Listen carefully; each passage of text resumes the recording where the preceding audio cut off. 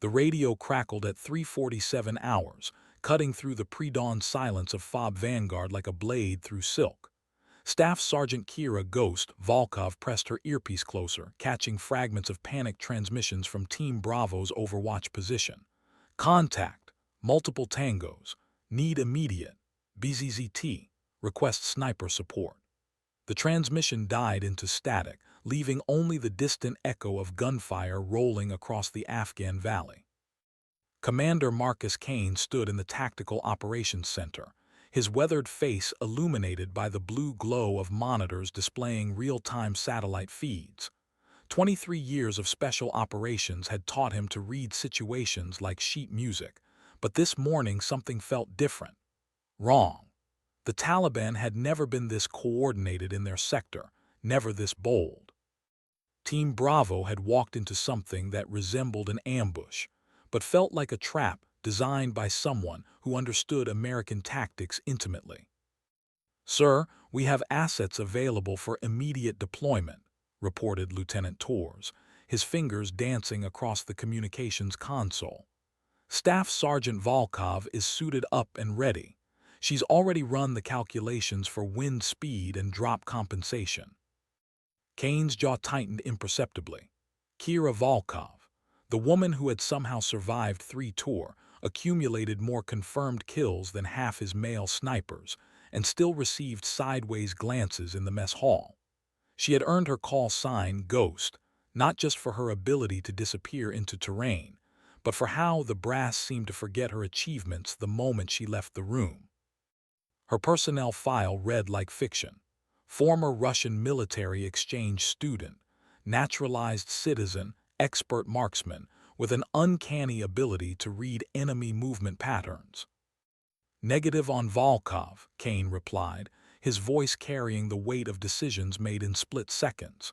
"Deploy Harper and Rodriguez. They know this terrain." Torres hesitated, his hand hovering over the radio.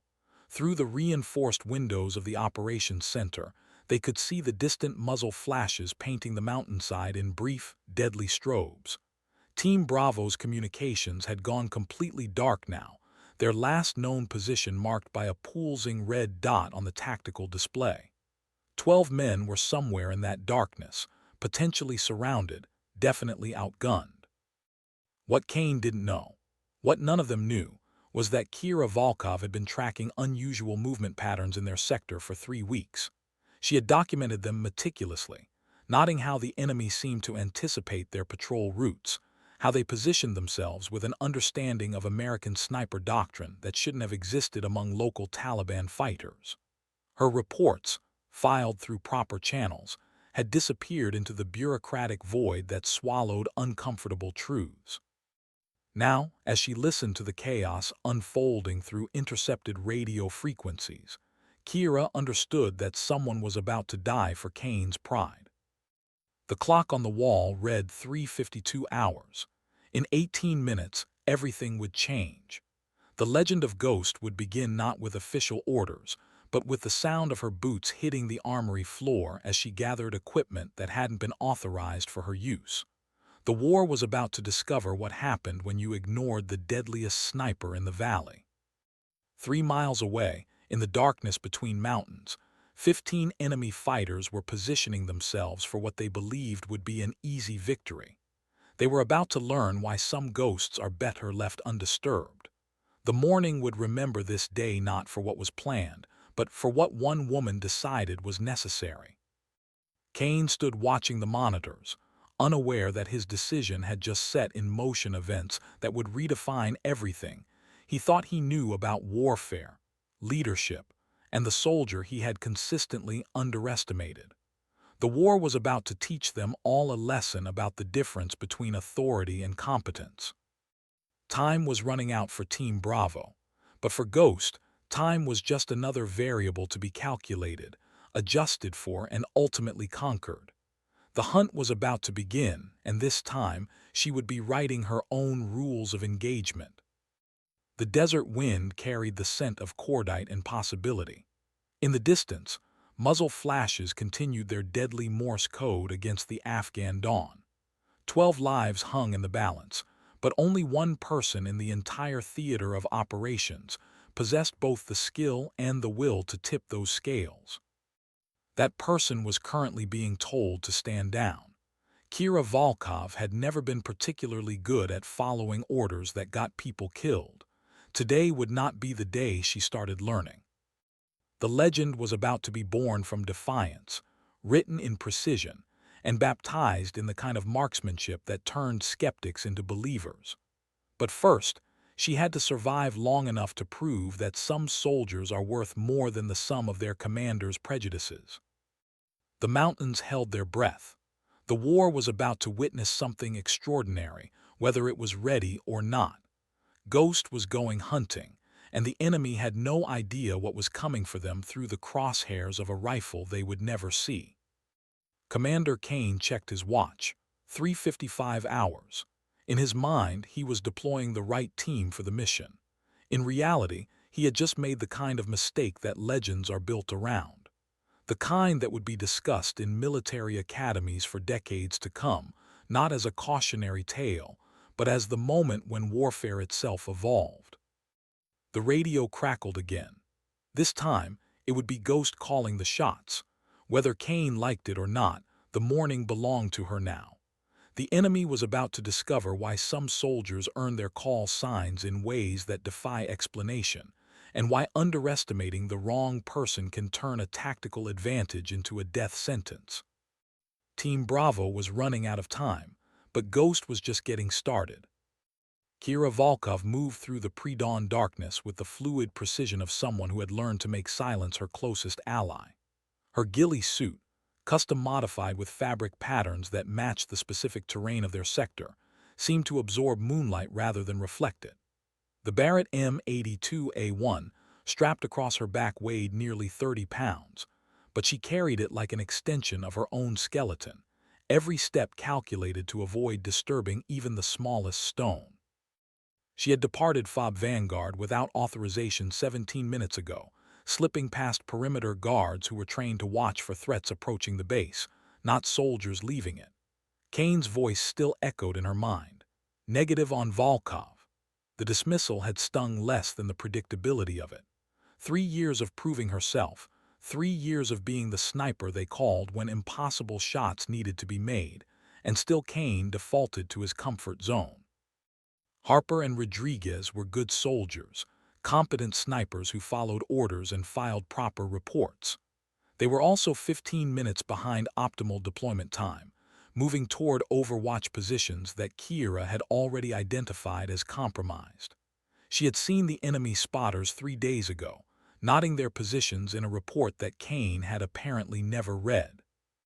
Now those same spotters would be watching the obvious approach routes, waiting for exactly the kind of conventional response Kane was providing.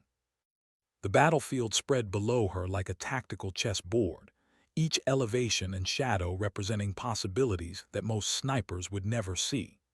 Team Bravo's last known position was a small compound nestled in a valley that offered excellent defensive cover, but only 3 viable escape routes.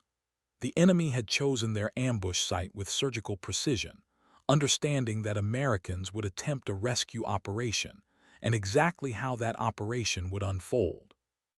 Through her scope, Kira could see muzzle flashes painting irregular patterns against the darkness. The firing had decreased in intensity over the past 10 minutes, suggesting that Team Bravo was running low on ammunition or had taken casualties that reduced their effective fighting strength. Standard protocol called for immediate extraction, but extraction required suppressing enemy positions that commanded the high ground. Her radio remained silent on command frequencies, but she monitored Team Bravo's emergency band, listening to fragments of communication that painted a grim picture. Sergeant Williams was wounded, potentially seriously. Their primary weapon systems were compromised. They had identified at least 15 enemy fighters in prepared positions with clear fields of fire covering all approach routes. Kira settled into her shooting position with the patience of someone who understood that warfare was ultimately about time and angles. Her bipod found purchase against granite that had been shaped by millennia of wind and weather. The rifle became an extension of her will, its scope revealing details that human eyes were never meant to process at this distance. The first target presented himself at 4:12 hours, silhouetted against the glow of a cigarette he probably thought was invisible from this range. Kira noted wind speed, temperature, humidity, and the subtle atmospheric distortions that would affect bullet trajectory over the next 840 meters. Her breathing slowed to match the rhythm of the mountains themselves, each exhale releasing tension that might deflect her shot by fractions of an inch. The Barrett spoke with authority that echoed through the valley like thunder, announcing a storm. The first fighter dropped before the sound reached his position, his cigarette tracing a brief arc through the darkness before disappearing into stone. The silence that followed lasted exactly 3 seconds before his companions began the frantic process of identifying threats they couldn't see. Kira was already acquiring her second target, adjusting for the slight wind shift that occurred when desert air began warming with approaching dawn. The enemy fighters moved with the kind of tactical awareness that confirmed her suspicions about their training. These weren't local militia members with AK-47s and good intentions. These were soldiers who understood cover, concealment, and the importance of denying enemy snipers clear sight lines. Unfortunately for them, they had never faced anyone quite like Ghost. She had learned precision from instructors who measured success in millimeters, patience from situations where movement meant death, and adaptability from 3 tours in terrain that killed the unprepared. Her second shot took a fighter who was attempting to coordinate defensive positions via radio, his voice cutting off mid-transmission as 750 grains of copper and lead found their mark. The psychological impact was immediate and devastating. Enemy fighters who had been confidently executing an ambush suddenly found themselves being hunted by an invisible predator who seemed to strike from impossible angles. Their communications shifted from tactical coordination to panicked attempts to locate a sniper who might be anywhere within a 1,000-meter radius. Kira smiled grimly as she chambered her third round. Kane had sent Harper and Rodriguez to handle a conventional problem with conventional solutions. But this wasn't a conventional situation, and conventional solutions were about to get Team Bravo killed. Sometimes the difference between success and failure came down to having the right person in the right place with the right skills and the complete absence of authorization to use them. The war was about to learn that some soldiers earned their legends by ignoring orders that made no tactical sense. Ghost was officially off the leash, and the enemy was discovering what happened when you cornered someone who had nothing left to lose except the lives of 12 soldiers who deserved better than their commanding officer's prejudices. Time to target, 6 minutes and counting. The third shot came from a position that should have been impossible to reach without detection, angling down from terrain that the enemy had dismissed as inaccessible to friendly forces. Kira had spent the previous 40 minutes moving through a landscape that existed in the narrow space between vertical cliff faces and loose scree slopes, finding purchase where mountain goats might hesitate to venture. Her target was the fighter she had identified as the tactical coordinator, distinguishable by the way other soldiers deferred to his positioning, and the sophisticated radio equipment that marked him as someone with authority to modify their operational parameters. The Barrett's muzzle flash was invisible from the enemy's perspective, hidden behind a granite outcropping that provided both concealment and a natural shooting rest. The bullet arrived 3 seconds before the sound, punching through the coordinator's torso with kinetic energy that dropped him instantly. His radio scattered across rocks that had witnessed 1,000 similar moments of violence, its antenna bent at an angle that perfectly captured the futility of his final transmission. Enemy fire began concentrating on the wrong ridge entirely, their muzzle flashes revealing positions with the kind of desperation that told Kira they were losing tactical coherence. Fear was beginning to override training, causing fighters to expose themselves in ways that would have been unthinkable 15 minutes earlier. She shifted positions again, moving with the liquid grace of someone who had learned to become invisible in landscapes that offered no natural cover. The ghillie suit adapted to new terrain like living camouflage, each step planned to avoid creating the kind of movement patterns that experienced soldiers would recognize as human. Her fourth target was attempting to establish a new defensive perimeter, shouting orders in Pashto that carried clear across the valley. Kiera's knowledge of the language allowed her to understand that they were trying to coordinate a fighting withdrawal to positions that would put Team Bravo's compound in a crossfire between forces they couldn't effectively engage. The shot came from 860 meters, compensating for wind that had shifted again as dawn approached and atmospheric pressure that was dropping with the kind of precision that separated elite snipers from soldiers who simply owned accurate rifles. The target dropped mid-sentence, his orders dying with him, and leaving his subordinates without clear direction. In the Tactical Operations Center, Kane was beginning to realize that something had changed on the battlefield. Enemy fire was decreasing in intensity and coordination, but Harper and Rodriguez hadn't reached their assigned positions yet. His radio operators were picking up fragments of panic from intercepted enemy communications, references to an invisible demon, and urgent requests for immediate extraction. "Sir," Torres reported, his voice carrying a note of confusion that reflected everyone's growing bewilderment. "Enemy forces appear to be taking casualties from an unknown sniper position. Harper and Rodriguez are still en route to Overwatch." Kane felt the first cold touch of understanding.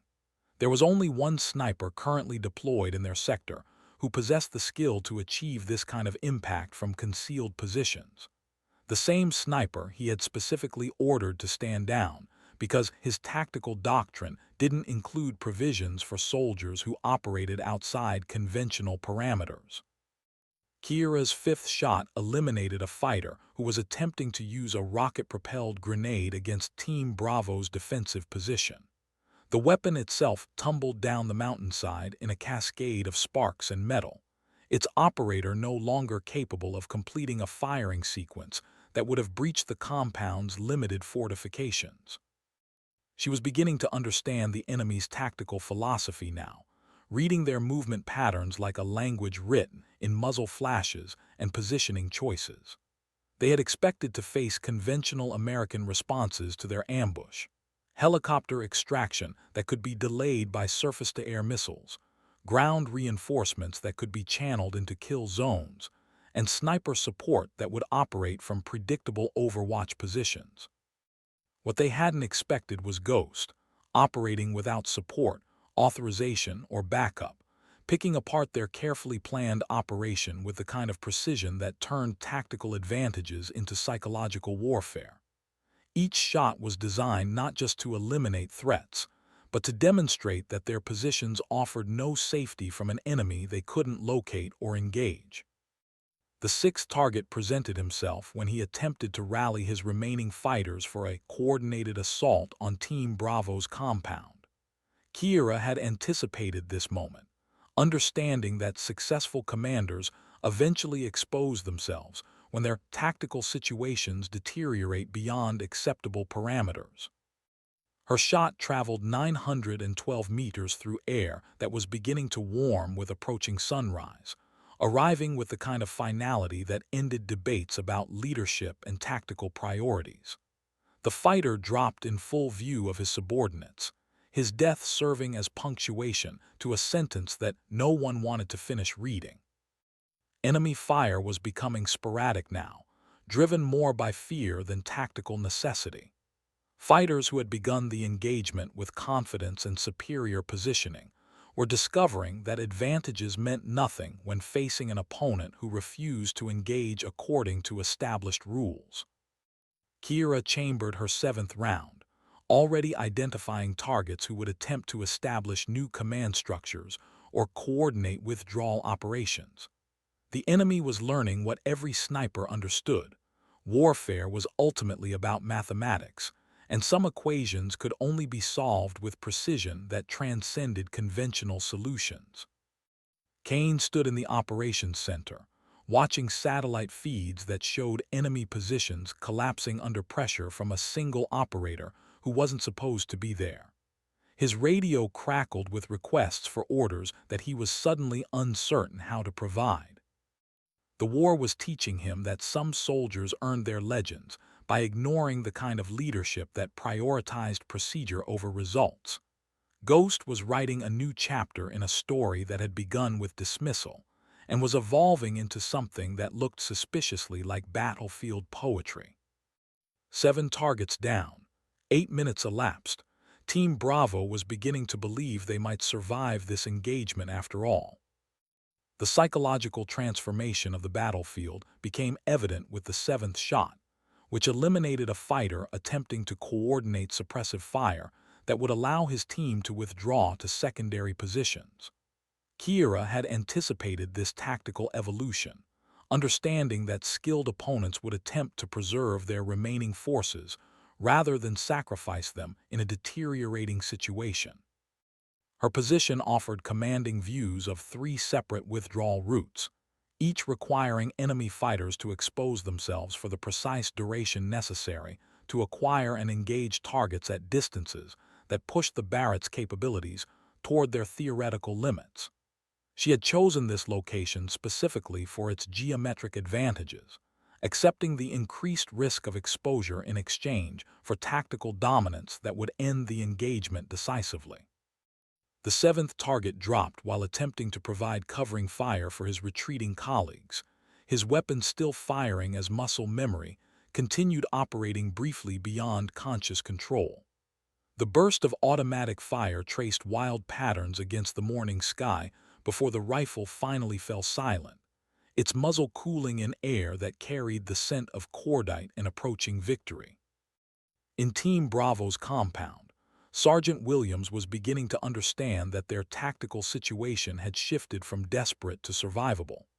Enemy fire had decreased by nearly 70% over the past 12 minutes, with surviving fighters more concerned about identifying threats they couldn't locate than maintaining effective suppression of American positions. Unknown sniper, this is Bravo 6, Williams transmitted on emergency frequencies, his voice carrying gratitude mixed with professional curiosity, requesting identification and coordination for continued support. Kira smiled as she monitored the transmission, understanding that official protocols demanded she identify herself and coordinate her actions with established command structures. Unfortunately, official protocols had also demanded that she remain at base while 12 soldiers died in an ambush that could have been prevented with proper intelligence analysis. She keyed her radio briefly. Bravo 6, this is Ghost. Continue defensive posture. Situation will be resolved in approximately 4 minutes. The transmission lasted less than 10 seconds, but it carried implications that would ripple through the chain of command for weeks. Ghost was operating independently, engaging targets without authorization, and achieving results that suggested conventional tactical doctrine might require significant revision. Kane's voice cut across the radio moments later. Ghost, this is Vanguard Actual. Return to base immediately. You are operating outside authorized parameters. Negative, Vanguard Actual, Kira replied, her tone carrying the kind of professional courtesy that somehow made insubordination sound like tactical necessity. Currently engaged with multiple targets threatening friendly forces, will comply with orders upon completion of mission. The 8th shot came 90 seconds later, eliminating a fighter who had been attempting to establish overwatch on Team Bravo's compound, using a position that offered excellent concealment, but required him to expose himself for 3 seconds while transitioning between cover points. Kira had been waiting for that transition, her crosshairs tracking movement that most observers wouldn't have detected.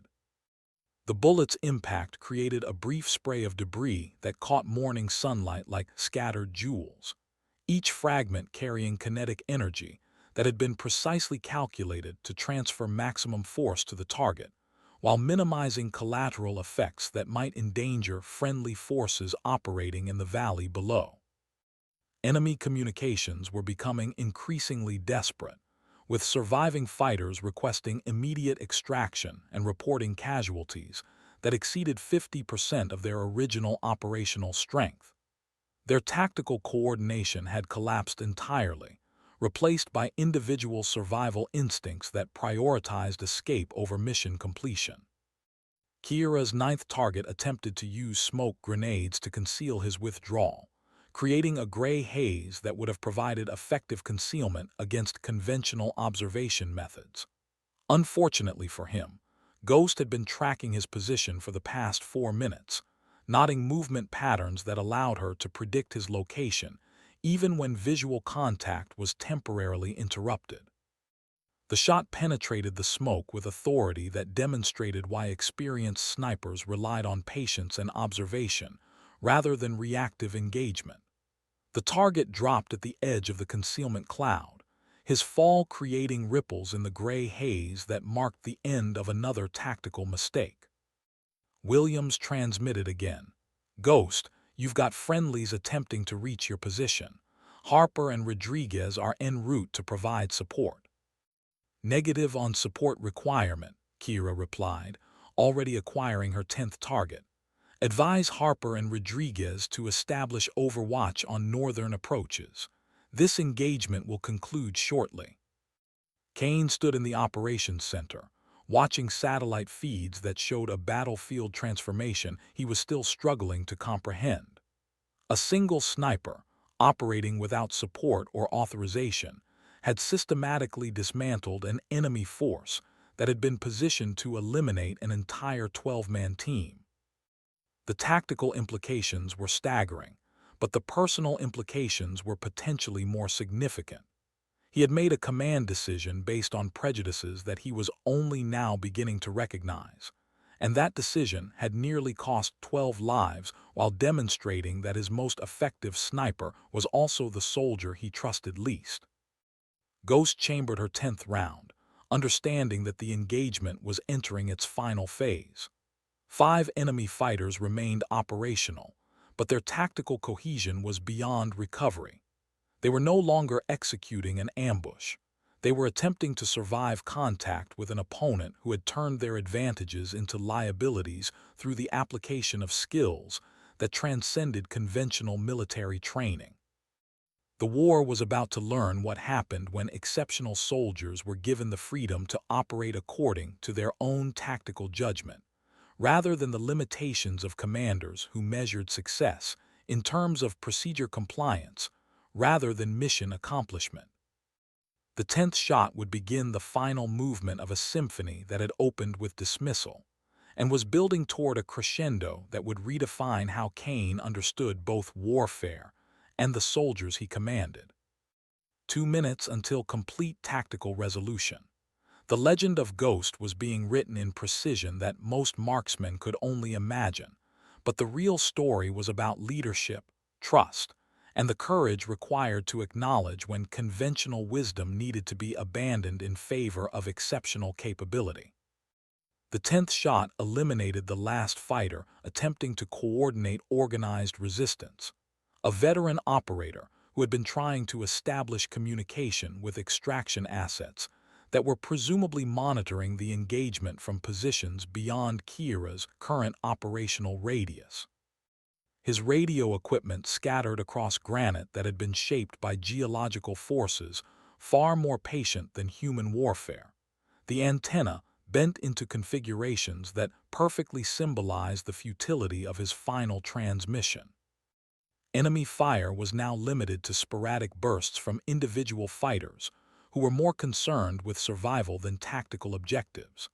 The ambush had deteriorated into a rout, with surviving operators attempting to reach extraction points through terrain that offered concealment, but required them to traverse areas where Ghost maintained clear sight lines. Kira's 11th target made the tactical error of assuming that rapid movement would prevent accurate engagement at ranges approaching 1,000 meters. He sprinted between cover points, with the kind of desperate energy that marked soldiers who understood their situation, was beyond recovery. But speed without proper route planning simply created predictable target motion that experienced snipers could track and anticipate. The Barrett spoke again, its muzzle flash invisible from enemy positions and its report echoing through valleys that had witnessed similar moments of violence for thousands of years. The target dropped mid-stride, his momentum carrying him several meters beyond the point of impact before physics and biology reached their inevitable conclusion. In the Tactical Operations Center, Kane was monitoring communications that painted a picture of battlefield dominance achieved through methods he had never seen implemented by a single operator. Enemy radio traffic had shifted from tactical coordination to panic-driven requests for immediate extraction, with surviving fighters reporting casualties that suggested they were facing a much larger force than intelligence assessments had indicated. "Sir," Torres reported, his voice carrying professional bewilderment that reflected the surreal nature of what they were observing. Intercepted communications suggest enemy forces believe they're facing at least 3 separate sniper teams operating from concealed positions. They're requesting immediate air support and additional reinforcements. Kane processed this information with the growing understanding that Kira Volkov was operating at a level that transcended conventional tactical doctrine. She wasn't simply engaging targets. She was conducting psychological warfare that magnified her individual impact through the enemy's own fear and tactical confusion. The 12th shot came 2 minutes later, eliminating a fighter who had attempted to establish overwatch on his team's withdrawal route. His position offered excellent concealment and clear sight lines on approaches that friendly forces might use, but it also required him to remain stationary for the duration necessary to provide effective covering fire. Kira had been monitoring his position for nearly 6 minutes, waiting for the moment when tactical necessity would override his survival instincts and force him to expose himself for the precise duration required to acquire and engage the target. Her patience was rewarded when he attempted to suppress Harper and Rodriguez, who were finally approaching their assigned overwatch positions with the kind of deliberate movement that marked soldiers who understood they were entering an active engagement zone. The bullet arrived before the sound, punching through torso armor that was designed to stop rifle rounds, but couldn't compensate for the kinetic energy generated by 750 grains of copper and lead traveling at 2,800 feet per second. The impact created hydrostatic shock that effectively ended the target's participation in the engagement, while simultaneously demonstrating to his colleagues that their equipment advantages were meaningless against proper shot placement. Williams transmitted from Team Bravo's compound. "Ghost, enemy fire has decreased to negligible levels. Request permission to begin tactical movement toward extraction point." "Negative, Bravo 6, Kira replied, already tracking the 13th target who was attempting to use Williams' potential movement as bait for an ambush that would have been tactically sound under different circumstances. "Maintain current position for approximately 90 seconds. Situation will be completely resolved momentarily." The 13th shot eliminated the fighter who had been preparing to engage Team Bravo during their withdrawal, his weapon trained on approaches that the Americans would have to use when moving toward extraction points. Kira had identified his position through the subtle reflection of morning sunlight off his rifle scope, a detail that most observers would have dismissed as environmental background, but which trained snipers recognized as tactical intelligence. Kane's voice cut across radio frequencies with authority that carried undertones of professional respect he hadn't expressed 15 minutes earlier. "Ghost, this is Vanguard Actual, requesting tactical assessment and estimated time to mission completion." "Vanguard Actual, 2 targets remaining," Kira transmitted, her voice carrying the calm professionalism of someone who had never doubted the engagement's eventual outcome. "Estimated completion in 60 seconds. Advise extraction assets to begin approach to designated landing zone." The 14th shot came 43 seconds later, eliminating a fighter who had been attempting to establish communication with extraction assets operating beyond visual range. His radio equipment was more sophisticated than standard infantry systems, suggesting that he possessed tactical authority that extended beyond the immediate engagement zone. Kira's bullet found its mark at a range of 1,047 meters, pushing the Barrett's effective capabilities toward their theoretical limits, while compensating for wind conditions that had shifted again, as morning air began warming with approaching sunrise. The shot required mathematical calculations that most snipers would have considered impossible. But Ghost had been making impossible shots for 3 years, while commanders like Kane wondered why their female sniper consistently outperformed male counterparts who possessed equivalent training and equipment. One target remained operational, and Kira could see him through her scope, a figure attempting to reach extraction coordinates through terrain that would require him to cross a clearing that offered no concealment but represented his only viable route to safety. The final movement of this battlefield symphony was about to begin, and every note would be played with the precision that had earned Ghost her legend despite official attempts to minimize her contributions to their operational success. Kane stood watching satellite feeds that showed the conclusion of an engagement that would be analyzed in military academies for decades, not as an example of successful individual performance, but as a case study in leadership failure and the consequences of underestimating exceptional capability. The 15th shot was approaching, and with it, the end of a story that had begun with dismissal and was concluding with the kind of tactical dominance that redefined how warfare itself was understood and implemented. The final target moved with the desperate precision of someone who understood that survival depended on reaching extraction coordinates before Ghost could acquire clear sight lines through terrain that offered limited concealment options. He sprinted across open ground with the kind of athletic ability that marked professional soldiers, his movement pattern indicating tactical training that exceeded local militia capabilities. Kira tracked his progress through her scope, calculating lead time and drop compensation for a shot that would represent the mathematical limit of what the Barrett M82A1 could accomplish under current atmospheric conditions. Range: 1,103 meters.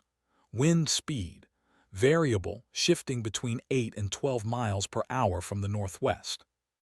Temperature: rising with morning sun that was beginning to create thermal distortions that would affect bullet trajectory in subtle but measurable ways. She controlled her breathing, allowing her heart rate to settle into the rhythm that marked the transition between conscious thought and instinctive action. The target was moving at approximately 15 miles per hour across terrain that would require him to maintain that pace for another 47 meters before reaching cover that would prevent engagement. The Barrett's trigger broke cleanly, releasing kinetic energy that had been building through 15 individual engagements that demonstrated why Ghost had earned her call sign through operational results that transcended conventional measurement criteria. The bullet traveled through air that was warming with approaching day, its trajectory adjusted for variables that most snipers would have considered beyond practical calculation. Impact occurred 38 meters from the target's intended destination, the bullet arriving with authority that ended the engagement decisively, while simultaneously completing a tactical demonstration that would influence military doctrine for years to come. The target dropped in full view of extraction assets that had been monitoring the engagement from positions beyond Kira's operational range, his fall serving as punctuation to a sentence that no one had expected her to write.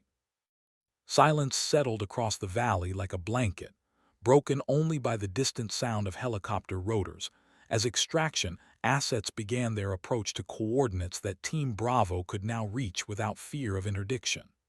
15 enemy fighters had been eliminated by a single operator who had been officially ordered to remain at base, while conventional solutions addressed an unconventional problem. Kira began the methodical process of equipment recovery and position abandonment, moving with the same fluid precision that had characterized her approach to the engagement zone. The ghillie suit adapted to new terrain as she descended toward extraction coordinates, each step planned to avoid creating sign that would allow enemy forensic teams to reconstruct her methods or positions. In the Tactical Operations Center, Kane stood surrounded by staff officers who were still processing what they had witnessed through satellite feeds and intercepted communications. A single sniper, operating without authorization or support, had systematically dismantled an enemy force that intelligence assessments had identified as requiring multi-platform engagement to neutralize effectively. "Sir," Torres reported, his voice carrying the kind of professional awe that marked soldiers who had witnessed exceptional performance. "Ghost reports all targets neutralized. Team Bravo is moving toward extraction coordinates. Enemy communications have gone completely silent." Kane processed this information with the growing understanding that his tactical doctrine required fundamental revision. Everything he thought he knew about sniper employment, individual capability limits, and the relationship between authorization and operational effectiveness had been challenged by 6 minutes of precision shooting that exceeded theoretical performance parameters. Williams transmitted from the field, "Vanguard Actual, this is Bravo 6. All personnel accounted for proceeding to extraction. Request you pass our gratitude to Ghost. She saved 12 lives today." The weight of that statement settled across the operations center like smoke from battlefield fires. 12 lives saved by a soldier who had been ordered to stand down, because conventional wisdom suggested that authorized personnel would handle the situation more appropriately. Kane was beginning to understand that his command decisions reflected prejudices he hadn't recognized until their consequences became unavoidable. Kira reached extraction coordinates 17 minutes after firing her final shot, arriving simultaneously with Harper and Rodriguez, who had spent the engagement moving toward overwatch positions that were no longer necessary. Their expressions carried the kind of professional bewilderment that marked soldiers who had been prepared to execute a complex mission, only to discover that someone else had already completed it. "Hell of a thing, Ghost," Harper said, his voice carrying respect that hadn't been evident in previous interactions. 15 targets in 6 minutes. That's going to be talked about for a long time." Rodriguez nodded agreement, understanding that they had witnessed the kind of individual performance that became military legend through word-of-mouth transmission among soldiers who recognized exceptional capability when they encountered it. Ghost had operated beyond the boundaries of conventional tactical doctrine and achieved results that would influence how sniper operations were planned and executed throughout their theater of operations. The helicopter extraction proceeded without incident, lifting Team Bravo and support personnel toward FOB Vanguard, while enemy forces continued their withdrawal toward positions beyond American operational reach. The engagement was officially concluded, but its implications would resonate through command structures that were still struggling to process what had occurred. Kane waited on the landing zone, his expression carrying the kind of professional gravity that marked officers who understood they had witnessed something that transcended routine operational success. Ghost had challenged everything he thought he knew about individual capability, tactical employment, and the relationship between prejudice and performance. As the helicopter settled onto landing coordinates, he prepared to have conversations that would be difficult but necessary, acknowledging mistakes that had nearly cost 12 lives, while recognizing exceptional performance that had redefined what was possible when soldiers were given the freedom to operate according to their capabilities rather than their commander's comfort zone. The rotor wash settled into stillness. Ghost stepped onto ground that had been transformed by 6 minutes of precision shooting that would be remembered long after the bureaucratic details of the engagement were forgotten. Her expression carried the calm professionalism of someone who had never doubted the outcome, But Kane could see something else in her eyes. The quiet satisfaction of a soldier who had finally been allowed to demonstrate why she deserved the respect that had been withheld for 3 years. The legend had been born from necessity, written in precision, and baptized in the kind of marksmanship that transformed skeptics into believers. But the real story was about leadership, recognition, and the courage required to acknowledge when exceptional soldiers had been limited by conventional thinking rather than their own capabilities. Kane stepped forward, understanding that his next words would either begin the process of redemption or complete the destruction of his credibility as a commander who could recognize and properly employ the extraordinary talent under his command. Kane approached with the measured steps of an officer who understood that his next words would define both his leadership and Ghost's future within their operational framework.